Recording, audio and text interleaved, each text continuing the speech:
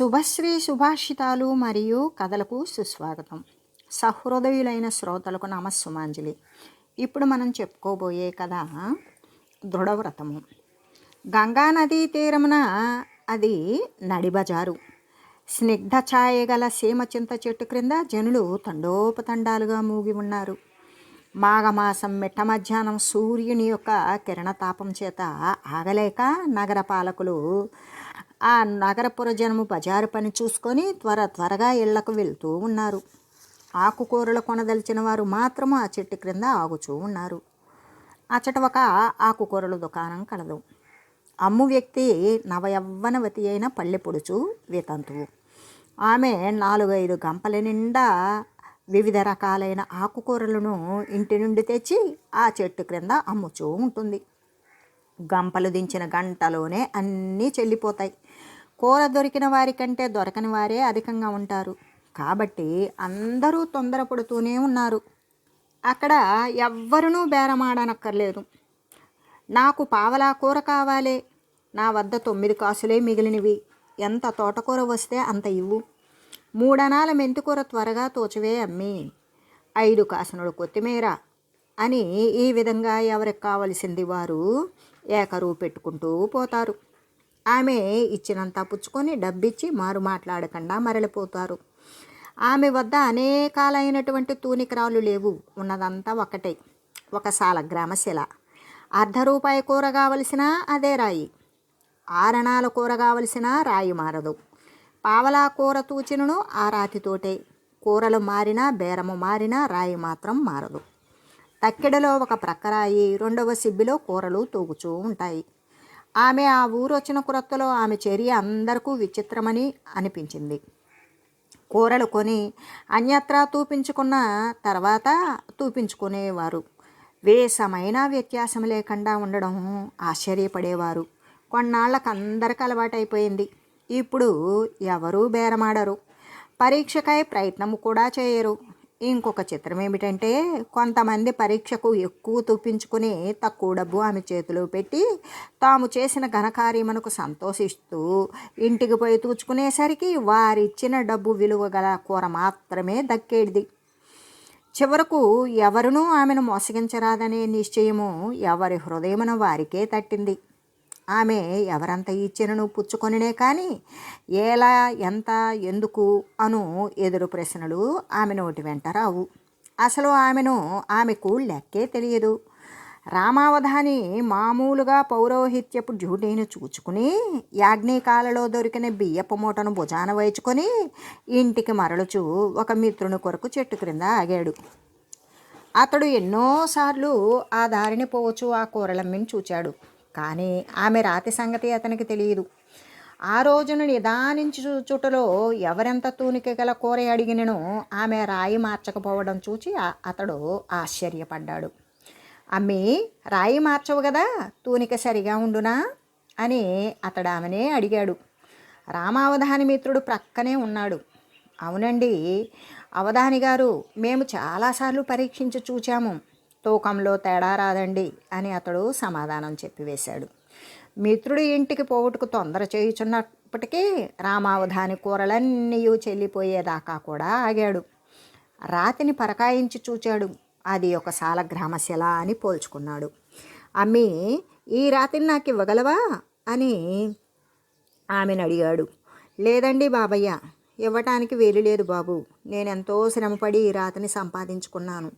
ఈ రాయి పోయినదో ఇంటి వద్ద అమ్మ అన్న ఇరువురు బడి తుచ్చుకొని చావగొడతారు బాబు.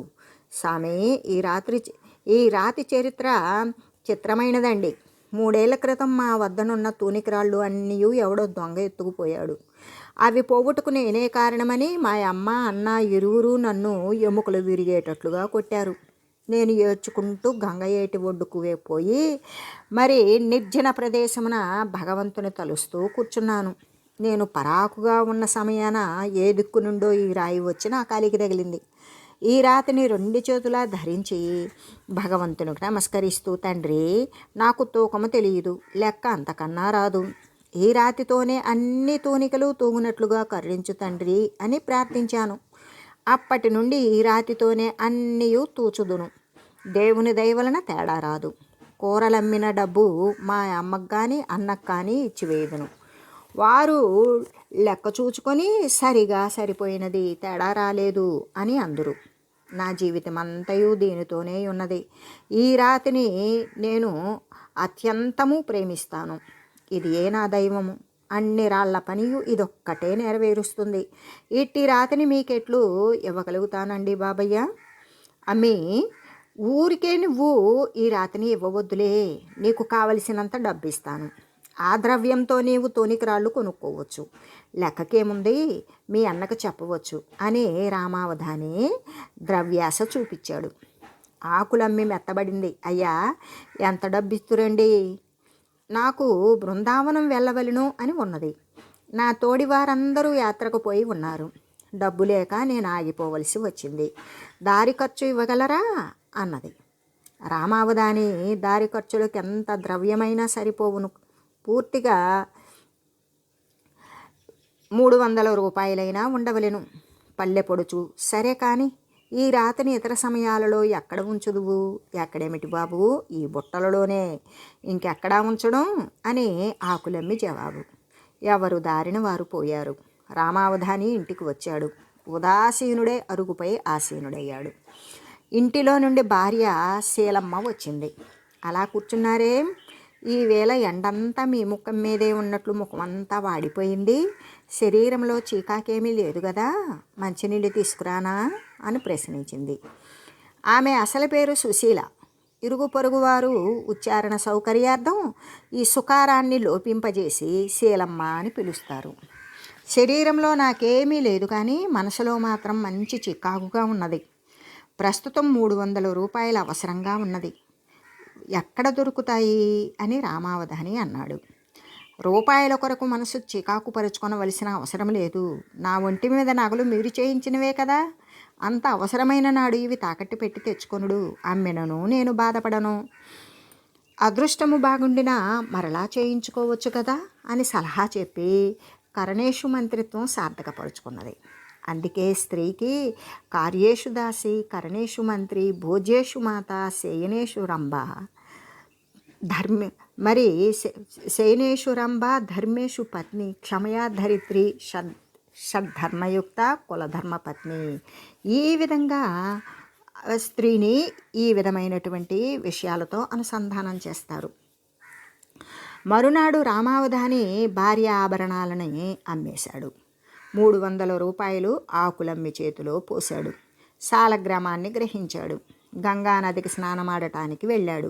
ఇంతలో ఇంటి వద్ద నల్లని గొల్లవాడొకడు శీలమ్మతో, అమ్మగారండి, మీ ఇంటికి దేవుడు వచ్చుచున్నాడు, ఇల్లంతా శుభ్రపరిచి అలంకరించండి అని సూచించి మాయమయ్యాడు. శీలమ్మ ఇల్లంతయు కూడా గోమయంతో అలికి మృగ్గులు పెట్టింది. గుమ్మమునకు పసుపు రాసి బొట్టు పెట్టి అలంకరించింది. తాను స్నానం చేసి పట్టుచీర ధరించి పుష్పాలు, గంధాలు, ధూపము, దీపము మొదలైన పూజా సామాగ్రి అంతా సిద్ధపరిచి భర్త యొక్క రాక కోసం ఎదురు చూస్తూ ఉన్నది. అవధాని ఇంటికి వచ్చి అలంకారం అంతయు చూసి ఆశ్చర్యపడ్డాడు. భార్యతో, నీకెట్లా తెలుసు ఈ విషయం అని ప్రశ్నించాడు. నల్లటి గొల్ల పిల్లవాడు వచ్చి ఆమెకు చెప్పిన సంగతి వినిపించింది. అవధాని మరింత ఆనందాన్ని పొందాడు. సాలగ్రామాన్ని దేవతార్చనలో అమర్చాడు.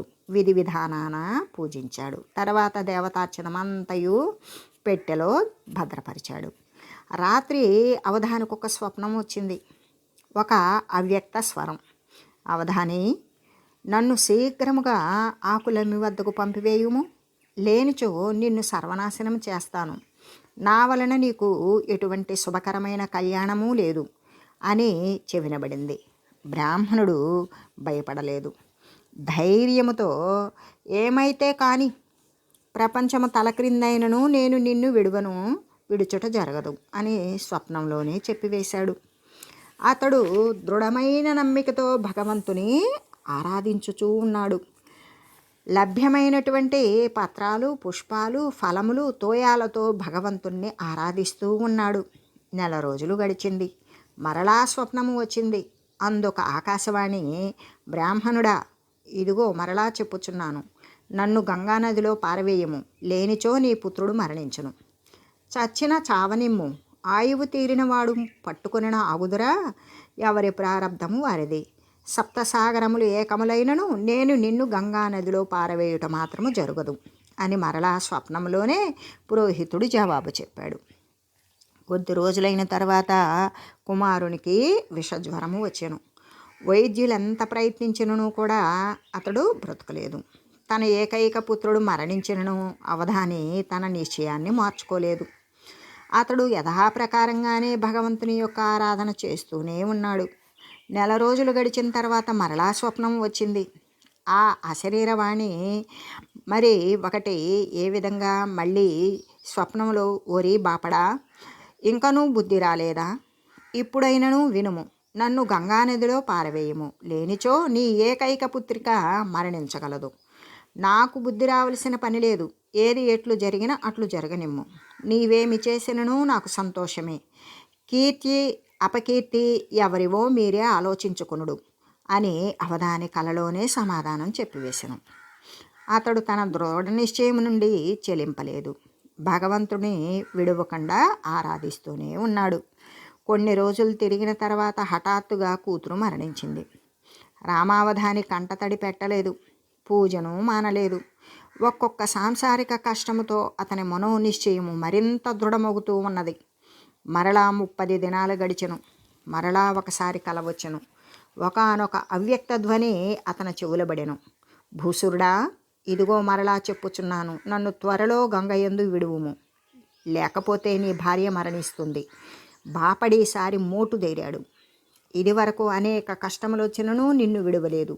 నాకు వారి ఎందుకంటే నీ యందే ప్రేమాధికము. నేను భార్య కంటే భగవంతుని ఎక్కువగా ప్రేమిస్తాను. భార్య కొరకు భగవంతుని విడిచినంతటి పామరుడను కాను నేను. నీవేమి చేసినను సంతోషమే. నేను మాత్రము నిన్ను విడిచినది లేదు. నెల రోజులు తిరగకుండా భార్య కూడా చనిపోయాను. అట్టి కష్ట సమయంలో కూడా అతడు భగవదారాధన విడవలేదు. అంతటా లోకులు అతన్ని చూచి పిచ్చివానిగా భావించారు. ఇలా కొద్ది రోజులు గడిచిపోయింది.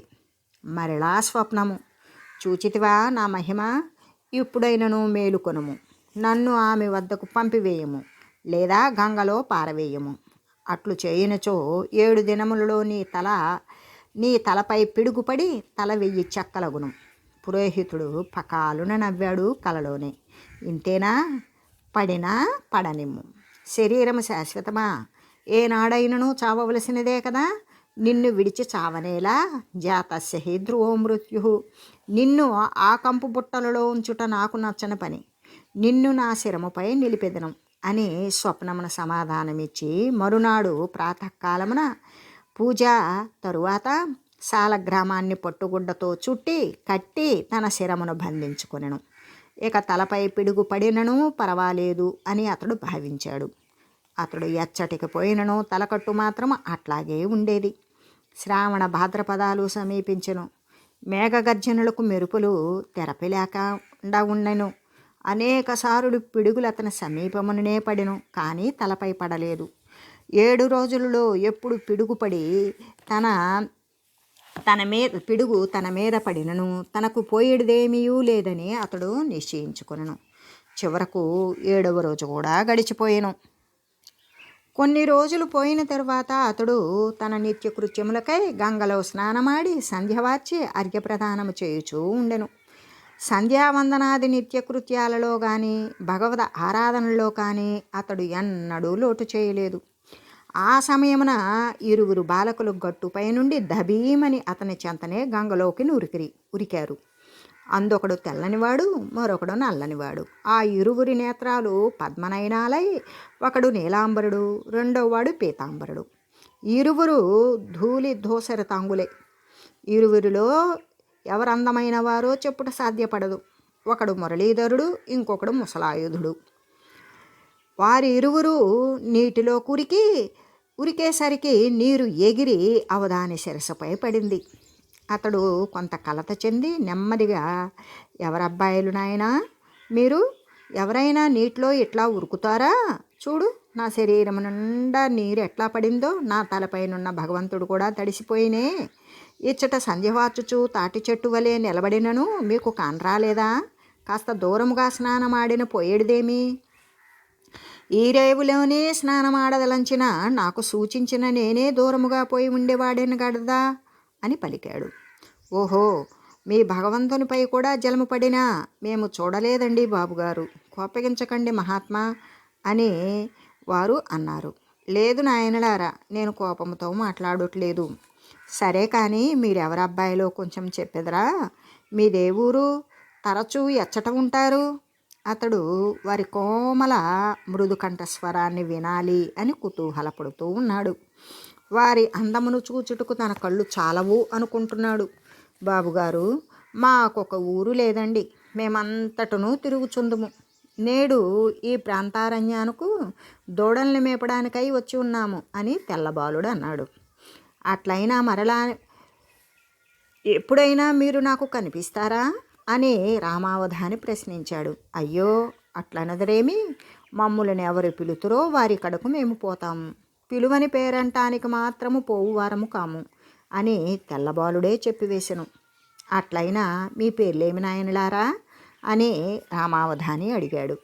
మాకొక పేరు లేదు, అనేక పేర్లున్నవి, ఎవరికే పేరు నచ్చితే ఆ పేరుతో పిలుస్తారు. మేము వెంటనే వారి ఎదుటకు వస్తాము.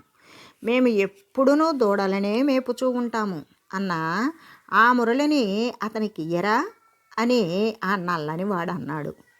అంతటి తెల్లబాలుడు మురళిని అతనికిచ్చేశాడు. విప్రోత్తమ, ఇంకా మీకు మా పేర్లతో పని లేదు. మీకు అవసరమైనప్పుడు ఈ మురళి మ్రోగించండి, మేమెక్కడ ఉన్నప్పటికీ అది మాకు వినిపిస్తుంది, మేము వెంటనే వస్తాము అని నల్లవాడు పలికాడు. ఆ గౌరవవర్ణుడు అవధానికి ఒక పుష్పాన్ని ఇచ్చాడు. ఇదిగో, ఈ పువ్వును మీ వద్దన ఉంచుకోండి, మీకు శుభం చేకూరుతుంది అని పలికాడు. తర్వాత వారిద్దరూ ఈత కొట్టుచూ స్నానమాడసాగారు. అవధాని సంధ్య మాట మరిచిపోయాడు. నిర్నిమేషనేత్రుడై వారి శరీర సౌష్ఠవాన్ని చూడసాగాడు. ఆహా, ఏమి బాలకుల అందము, ఎంత చూచినను తరివి తీరకున్నదే, మరలా వీరి దర్శన భాగ్యము నాకు కలుగునా అని తలపోయసాగాడు. స్నానమైన తరువాత వారిరువును అడవిదారి నుండి నడిచెళ్ళిపోయారు. అతడు వారు కనిపించేటంత వరకు ఆ దిక్కునే చూస్తూ శరీరాన్ని మరిచిపోయాడు. కొంతసేపటికి తెప్పరిల్లాడు. అవధాని మురళిని పుష్పాన్ని తీసుకొని ఇంటి దారి పట్టాడు. అతడు ఒకసారి పుష్పాన్ని వాసన చూశాడు. ఆ వాసనతో అతనికి హృదయమందు మిగిలిన ప్రపంచ వాసనలు అన్నీ కూడా నశించిపోయాయి. చివరకు ఆ పుష్పము పైన కూడా విరక్తి జనించింది. ఆహా, ఈ పుష్పం ఎంత మనోహరంగా ఉన్నది, దీని పరిమళము శరీరాన్ని పరవశముగా చేయుచూ ఉన్నది. నేను దరిద్రుడును, భోగముల యందు ఆసక్తి కూడా లేదు, కాబట్టి నాకు ఈ పుష్పం ఎందుకు, ఎచ్చట ఉంచుకోవాలి, దీనిని ఎచ్చట ఉంచుకుందును, ఇట్టి అపురూపమైన వస్తువును ఈ దేశాన్ని పాలించే చక్రవర్తికి ఇచ్చినట్లయితే అతడెంతో సంతోషిస్తాడు అని తలచి అతడు ఆ పుష్పాన్ని చక్రవర్తికి సమర్పించాడు. చక్రవర్తి అపరిమితమైన ఆనందాన్ని పొందాడు. ఆ సుందరమైన పుష్పాన్ని తన పెద్ద భార్యకి ఇచ్చాడు. అంతలో చిన్న భార్య వచ్చింది. ఈ పుష్పాన్ని చూచి అట్టిది తనకొకటి కావాలి అని పట్టుబట్టింది. చక్రవర్తి ప్రయత్నిస్తాను అని ఆమెను ఓదార్చాడు. ఆ మరునాడు చక్రవర్తి భూసురోత్తముని వెదకటకు భటులను పంపాడు. వారు వెదకారు. చివరకు అరణ్య ప్రాంతమును గల ఒక చెట్టు క్రింద అతన్ని పట్టుకున్నారు. అతడేవో మంత్రాలను గొనుగుచూ భగవంతుని ధ్యానిస్తూ ఉన్నాడు. అతనిని ప్రార్థించి చక్రవర్తి ఎదుటకు తీసుకువచ్చారు. యథోచితమైన సత్కారం జరిపారు. ఆ తర్వాత చక్రవర్తి, మహాత్మా, అట్టి పుష్పముని ఇంకొకటి తెచ్చి ఇవ్వగలరా అని ప్రశ్నించాడు. హే సార్వభౌమ, నా వద్ద అట్టి పుష్పము అది ఒకటే కలదు. తమ కోరికపై రెండవ పుష్పం కొరకు ప్రయత్నము చేయుదును, దైవానుగ్రహమున్న దొరకవచ్చు అని అవధాని అన్నాడు. చక్రవర్తి విప్రుని సత్కరించి పంపివేశాడు. అతడు గంగా తీరాన అద్భుత బాలురును వెతకటానికి ప్రారంభించాడు. ఇంతలో మురళీ స్మరణకు వచ్చింది. అతడు దానిని మ్రోగించాడు. ఉత్తర క్షణంలో ఆ బాలులిద్దరూ కూడా ప్రత్యక్షమయ్యారు. క్షణమున వింతగా స్ఫురించు వారి అందము ఇతడు చూచి ముగ్ధుడయ్యాను. కొంతసేపైన తర్వాత తెలివొంది తెల్లని బాలునితో ఇట్లా అన్నాడు, నాయనా, నీవు నాకిచ్చిన పుష్పమును నేను ఒక చక్రవర్తికి ఇచ్చితిని. అతడు దాని యందు అందమునకు అచ్చెరువొంది అట్టిదే ఇంకొక పుష్పం కావాలి అని కోరాడు. కాన ఇంకొక పుష్పం తెచ్చి ఇవ్వగలవా? పువ్వులు ప్రస్తుతం నా వద్ద లేవు, కానీ అట్టి పుష్పములు ఎచ్చట లభ్యమగును ఆ తోటలోనికి నిన్ను తీసుకొని పోగలను. కండ్లు మూసుకొనుము అని ఆ తెల్లబాలుడు అన్నాడు. అవధాని తన నేత్రాలను మూసుకున్నాడు. బాలుడు అతను చేయి పట్టుకొని ఏ మార్గమున ఎచ్చటికి తీసుకుపోచున్నాడో అవధానికి తెలియకపోయాను. అతడు కళ్ళు విప్పి చూసేసరికి అతడు ఒక పెద్ద పూదోటలో ఉన్నాడు. అచ్చటకల వివిధ రకాలైన లతల యందు అందము, పుష్పముల పరిమళాలు అతని పరవశనుగా చేసివేశాయి. ఆ తోట నడుమున ఒక చక్కని పాలరాతి భవనం ఉన్నది. అది ఎవ్వరిదని అడగడానికి బాలూరు కొరకు ఎనుదిరిగి చూచాడు. ఆ మాయాబాలుడు ఎప్పుడో మాయమయ్యాడు. అతనికేమి చేయుటకి తోచలేదు. చివరకు సాహసించి ఆ భవనం కడకు పయనమయ్యాడు. అచ్చట అతనికి మనుషులెవ్వరూ కనబడలేదు. తలుపులన్నీ తెరిచియే ఉన్నవి. ధైర్యము వహించి అతడు లోపలికి ప్రవేశించాడు. మొదట విశాలమైన హాలు అతనికి గోచరించింది. అందుక మూల నవరత్న ఖచ్చితమైన బంగారు సింహాసనము దగదగా మెరుస్తూ ఉన్నది. అది ఒక పూజామందిరమేమో అని అతడు అనుమానించి ఆ సింహాసనము భగవంతునిదై ఉండనోపునని తలచి దాని చెంతకు పోయి అవనత శిరస్కుడై నమస్కరించాడు. అంతలో అతని శిరసున కట్టిన పట్టుగుడ్డ గ్రంథి సడలి ఆ ముడి సడలి సాలగ్రామం సింహాసనముపై పడింది. అతడు దానిని చేతితో తీయడానికి ప్రయత్నించు సంతలో పెద్ద పిడుగుపడినట్టి ధ్వనితో సాలగ్రామము చెక్కలైపోయింది. అందుండి లక్ష్మీనారాయణుడు ఇరువురు ప్రకటితమయ్యారు. శూన్యసింహాసనమును అలంకరించి ఆసీనుడయ్యారు. శ్రీమన్నారాయణుడు ముఖారవిందమున చిరునవ్వు చిందులాడా భాగవతోత్తముడైన భూసురుని సంబోధించి ఇలా అన్నాడు, బ్రాహ్మణోత్తమ, నేను నిన్ను చాలా కష్టముల పాలు చేసి పరీక్షించాను. కానీ నీవు నీ దృఢ నిశ్చయము నుండి చెలింపనే లేదు. నిన్ను సాంసారిక దుఃఖాలు కలిగినను నీవు నన్ను విడవలేదు. కనుకనే నిన్ను సశరీరంగా ఇచ్చటకు తీసుకుని వచ్చాను. ఏ దారాగార పుత్రాస్తాన్ ప్రాణాన్ విత్తమిమం పరం హిత్వా మాం శరణం యాతాః కథం తాం స్త్వక్తు ముత్సహే. ఏ భక్తుడు పుత్ర మిత్ర కళత్రాదులను అంటే పిల్లలు, మిత్రులు, భార్య మొదలైన ఇళ్ళు వాకిలి, ధనము, మానము, ప్రాణము ఇవన్నీ కూడా ఇహలోక పరలోకాలకు కూడా విడిచి నన్నే శరణు పొందును, అటువంటి వ్యక్తిని నేను ఎన్నడైనా విడువగలనా? రెప్పపాటు కాలమున భవనమంతయు పార్షదగణముతో నిండిపోయింది. అందరూ కూడా తమ తమ సేవలను భగవంతునికి చేస్తూ ఉన్నారు. అవధాని తెల్లబోయి చూస్తూ ఉన్నాడు. అతనికేమి చేయాలో తెలియలేదు. అంతా భగవంతుని ఆజ్ఞను అనుసరించి ఇరువురు పార్షదులు దివ్యరూపధారులైన 3 వ్యక్తులను అచ్చటికి తీసుకుని వచ్చారు. వారు 3 భగవంతుని పాదార విందములకు నమస్కరించి అతని ఆజ్ఞ కొరకు ఎదురు చూడసాగిరి. భగవంతుడు అవధానిని సంబోధించి ఇట్లా అన్నాడు, భాగవతోత్తమ, ఇటు చూడు, ఇదిగో నీ సహధర్మిణి, నీ పుత్రుడు, నీ కన్య, వీరు కూడా నా భక్తులే. మీకందరకు నిత్యమైన దివ్యమైన వైకుంఠ ధామము ప్రాప్తించినది. నీ యొక్కని దృఢవ్రతము చేత సమస్త పరివారము కూడా ముక్తులయ్యారు. నీ దృఢ నిశ్చయము ప్రపంచమునకు ఆదర్శమై వెలయుగాక. ఈ దివ్య భవనము నీ కొరకే. దీని చుట్టూను గల పూలతోటయు కూడా నీదే. నీవు నిత్యము ఈ సింహాసనమున నా అర్చన చేయుచూ ఉండుము. పూజా సమయమున నేను స్వయముగా వచ్చి నీ సేవను స్వీకరిస్తాను. ఆకులమ్మి బృందావనమున భక్తురాలయ్యున్నది. ఆమె ఆయువు చెల్లిన తరువాత ఇచ్చటకు చేరగలదు. అవధాని భగవంతుని యొక్క అనుగ్రహానికి ముగ్ధుడై పులకితమైన సర్వాంగుడై పతిత పావనుని పాదార విందములకు సాష్టాంగ దండ ప్రణామాలు చేశాడు. భగవంతుడు పార్షద గణములతో తన దివ్య భవనానికి వేంచేశాడు. తనువు మనువు విడిచి తనయుల చుట్టాల నాలి విడిచి సంపదాలి విడిచి నన్య కాని నన్యమెన్నడెరుగని వారి విడువ నెట్టి వారినైనా అనే భాగవత వచనం. దృఢవ్రతము అనే కథ సమాప్తమైందండి.